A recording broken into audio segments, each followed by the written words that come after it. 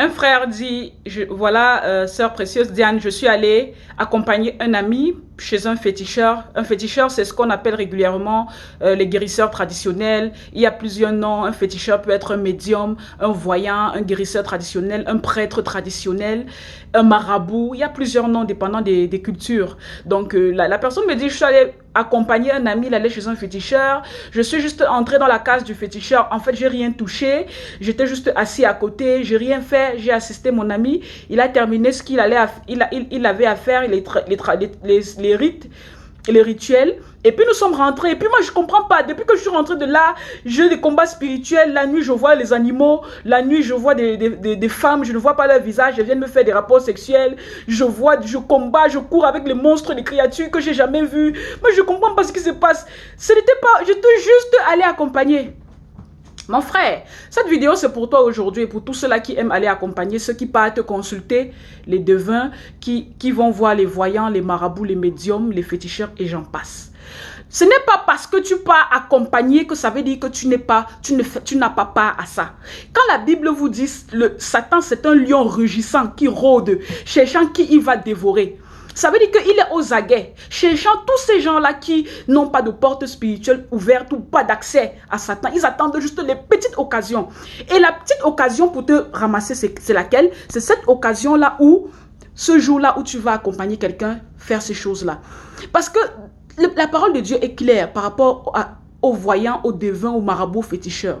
Dans l'Ancien Testament, Moïse a donné parmi les lois et les ordonnances, les recommandations. On devait tuer tous ceux qui consultaient les devins.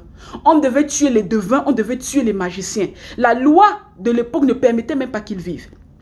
Aujourd'hui, que vous ne pouvez pas tuer, qu'est-ce que le Seigneur recommande? C'est d'éviter, c'est de ne pas avoir part à ça.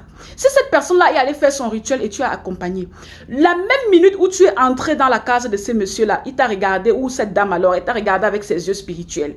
Elle a vu du potentiel, elle a vu des grâces, elle a vu beaucoup de bonnes choses. Elle a vu un terrain adéquat pour voler, parce que le diable, Satan, c'est le diable qui ne vient que pour détruire, pour égorger, pour voler, pour faire tout ce qu'il y a de négatif.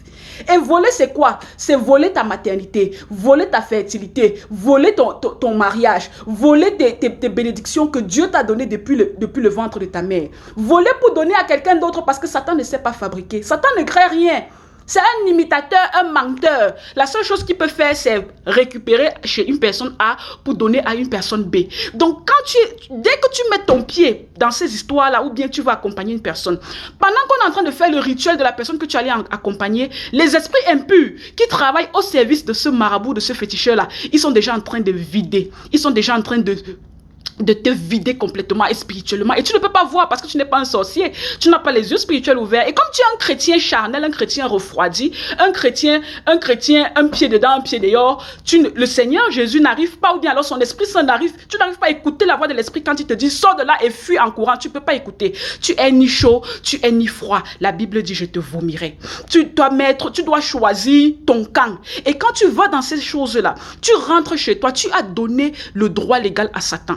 C'est pour ça que quand tu entres dans les cases de féticheurs, quand tu rentres à la maison, tu es déjà en toi-même une piste d'atterrissage. Donc, ils ont la capacité maintenant de venir te visiter la nuit, de venir t'initier s'ils le veulent, ou alors d'utiliser ton esprit dans la sorcellerie inconsciente pour faire ce qu'ils veulent. Pourquoi Dieu leur donne accès cette fois-ci? Parce que tu es la personne qui a donné l'autorisation. Satan ne peut pas juste se lever et choisir quelqu'un au hasard pour détruire la vie. Il faut toujours que cette personne ait soit des alliances familiales, c'est-à-dire un testament spirituel qui donne le droit légal à Satan de le faire, ou alors que cette personne ait donné lui-même son accord, que ce soit consciemment ou inconsciemment. C'est pour ça que chaque fois que tu es allé accompagner les gens chez les féticheurs, cherche aussi ta délivrance.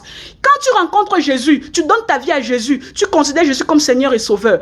Pendant que celui qui était allé faire le rituel avec toi, qui a aussi donné sa vie à Jésus en train de chercher sa délivrance, toi qui l'avais aussi accompagné, tu dois chercher ta délivrance parce que Satan va détruire quelque chose dans ta vie. Tu ne peux pas te présenter, faire le défilé de mode devant sa tête et laisse passer. Tu es une chair dont il a besoin. Satan a besoin de sang. Satan a besoin de sacrifices. Et sache que le Satan est conscient du retour de Jésus. Jésus revient bientôt. Sachant donc que Jésus revient bientôt, Satan fait le maximum pour détruire le maximum d'âmes, le maximum de personnes, parce qu'il sait que le temps, il n'en a pas. La Bible vous dit, rachetez le temps car les jours sont mauvais. Parce que spirituellement, les entités négatives et les entités positives aussi sont au courant du retour imminent de Jésus. Jésus revient bientôt. Arrête de partir chez le marabout. Si tu as dit que tu es un enfant de Dieu, ne pas puis accompagner les gens. Arrête d'être dans les rituels, des coutumes traditionnelles. Tu vas là-bas danser dans les danses des initiés. Quand tu finis de danser dans les danses des initiés, parce que tu dis que c'était les coutumes traditionnelles, tu rentres à la maison, les attaques commencent, les blocages commencent. Tu te plains pourquoi? Parce que tu étais allé, le fait de te présenter, c'était une façon pour toi de donner ton accord, mais tu ne savais pas. Le contrat qu'on signe avec Satan n'est pas toujours un contrat comme vous voyez dans les films, avec un papier, un bic, ou alors un encre pour signer. Non, il y a plusieurs façons de signer le contrat. À chaque fois que tu assisteras aux choses sataniques, aux choses des initiés, tu laisseras une partie de ton âme. Je suis la servante de Dieu, précieuse Diane. Cherche ta délivrance, mon frère, tu en as besoin. Que la paix de l'Éternel soit votre partage. À la prochaine.